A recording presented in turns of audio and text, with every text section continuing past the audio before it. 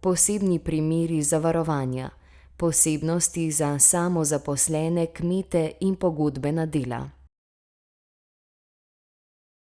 Samostojni podjetniki in osebe, ki opravljajo poklicno dejavnost, vendar v zavarovanje niso vključeni kot samozaposlene osebe, sami plačajo prispevke v predpisanem znesku po sklepu o določitvi prispevkov za posebne primere zavarovanja, in sicer do 20. dne v mesecu za pretekli mesec.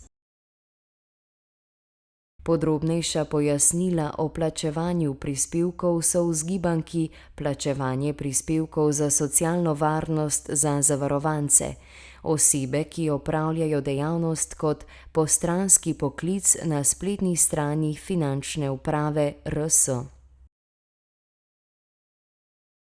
Za osebe, ki v okviru drugega pravnega razmerja opravljajo delo za plačilo, na primer delo po avtorskih, podjemnih in podobnih pogodbah, prokuristi in drugi, izplačevalec prejemka za delo v okviru drugega pravnega razmerja obračuna in plača prispevek delodajalca po stopnji 8,85% od bruto zneska izplačanega dohodka za to delo.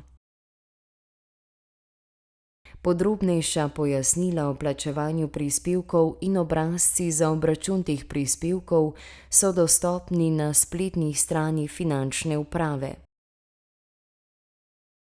Zavarovanje kmetov za posebne primere po ZPIZ-2 ni obvezno in kmetje se sami odločijo, ali bodo tako zavarovani.